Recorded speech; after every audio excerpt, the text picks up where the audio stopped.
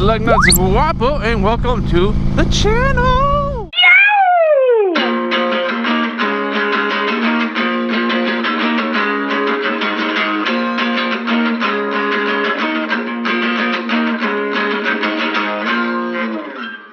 That's awesome. If you like motorcycle content and other random things, go ahead and subscribe right now. Click that notification bell. Pa-ping! And shall we get started?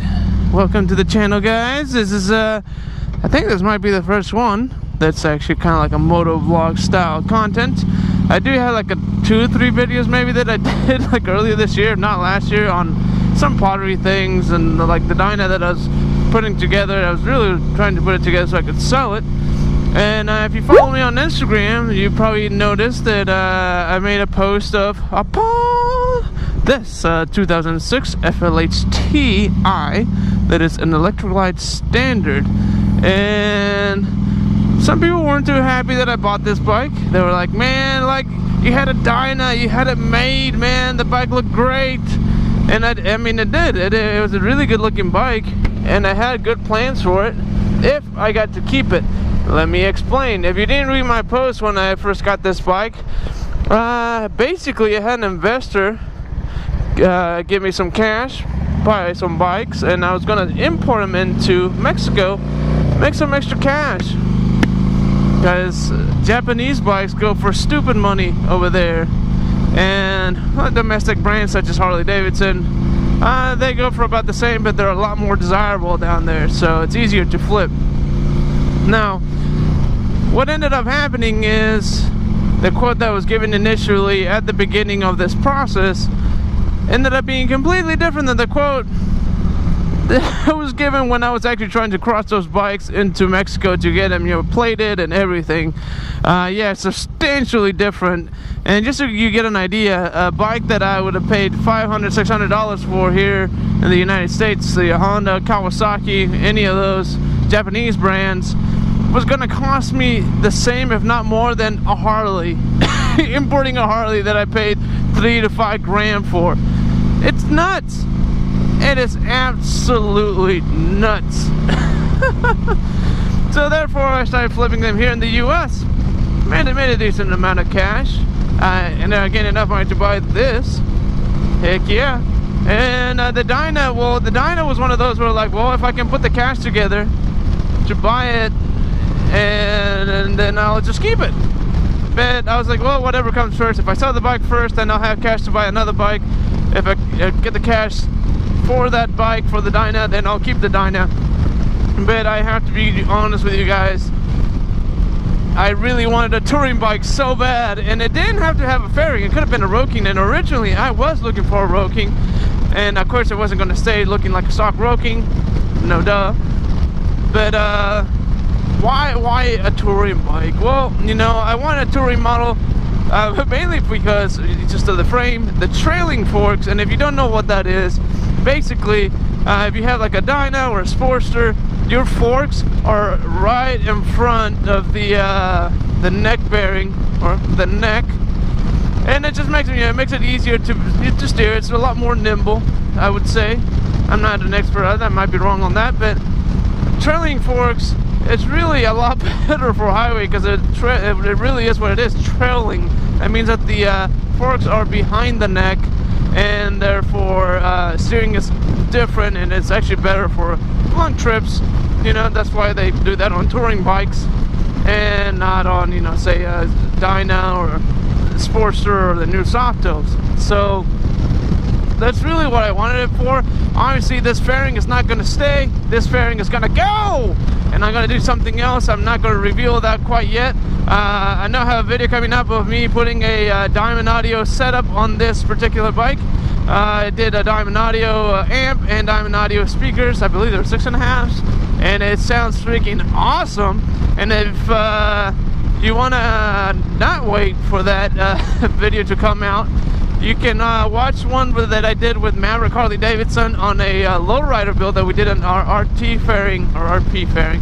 One of those, IFXR something fairing, and we did that same setup, except those were 5 1/4 or 5 3/4, something like that. I don't know the standard sizes for these things, so I don't know what the heck I'm doing. I never do, but I have friends that have been in the business like at least 15 years apiece, and so yeah, I do all this with adult supervision, if you may. And so sometimes I break things. Well, let me rephrase that. I break things a lot and very often, and so they get to make fun of me. And hopefully throughout the lifespan of this channel you'll be able to see that, because most of the time it's pretty funny at my expense. But yeah, so I bought a touring model because I want to travel. I have a trip planned for Mexico, Monterrey, Mexico. It was a ride that we were planning on doing last year in October, and I kind of fell through. We had some miscommunication with the dealership that we were organizing with down there, and so it didn't happen. But I'm really excited to make it happen early this year. We're looking at the spring, and yeah, full throttle ahead. So if you like motorcycle content, or if you want to see other random stuff that I do, go ahead and subscribe right now. Give this video a like button. Thank you for watching this video. This is my introduction to this channel, I guess. And I'm not really sure if I'm going to attach anything to this video. Maybe I should, maybe I shouldn't. Is there anything else that you want me to talk about? Is there any questions that you have? Oh, and by the way, I do manage Longhorn and Maverick's YouTube channel. If you're not familiar with that, is basically the 2 dealerships that I worked for that gave me the privilege to basically do a lot of their videos for them. That's actually part of my job, as well as taking care of inventory, which I'm sure down the road on this channel, maybe even today, I'll probably kind of show you how that goes. Usually the inventory part is usually not very exciting, but hey, it's part of my job, so I can't complain. Woo, it's a little slick today and a little chilly, not too bad. Which reminds me, I just bought these handguards that I'm going to install on this thing. They're not designed for an 06, they're designed for an 07 and later touring. And I decided last week, after riding in this, well, it was actually a lot colder than it is now. This is actually not bad. But I decided I need to get handguards, because deflecting wind off of your body is probably the best thing that you can do for yourself when you're riding in weather that's sub 30s, you know? This is fairing is great for that, you know. I'm again replacing that, so you'll see. But like, I got these soft lowers, so if you have an engine guard, doesn't matter if it's a dyna or a Sportster or even a touring bike, soft lowers are pretty awesome. As you can see, I always wear my Vans or my Converse while riding, and it doesn't matter if it's sub 20. Like, my feet are totally okay.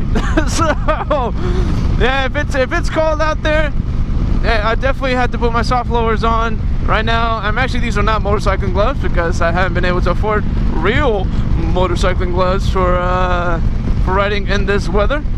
And that has to do with me actually going full throttle and trying to pay off some debt, some student loans that I had. My wife and I are almost done with that, and I'll probably do a video on that, on how we accomplished that, because it was I'm pretty sure at this point with interest is over 90 grand, and we did it in about 2.5 years, something like that.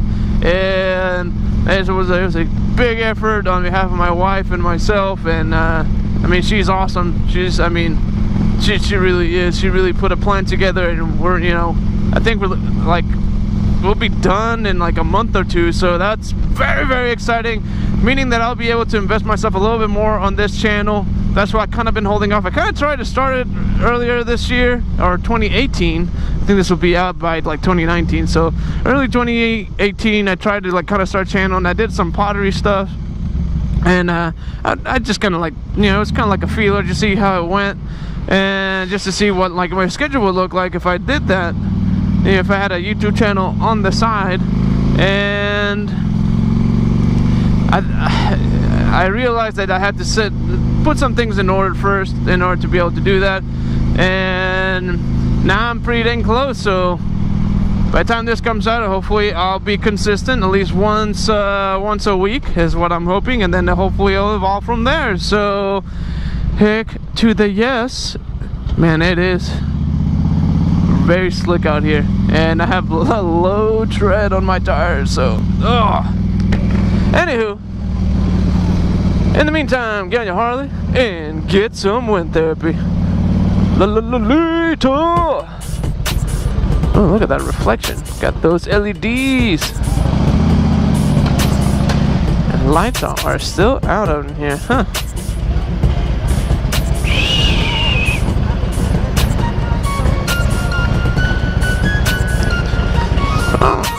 I'll help you, sir. Pop this lock, poing, and then push up. Ta-da! With that, that is a wheel. You can ride, say, 2017 Dyna Lowrider S, or maybe it's the 16. Not that it matters. 2-year production. Cool bike. He had some, can't remember. He said 777 cams, Woods cams, and accompanied along with a Thunder header. No, he used to have a Thunder header. And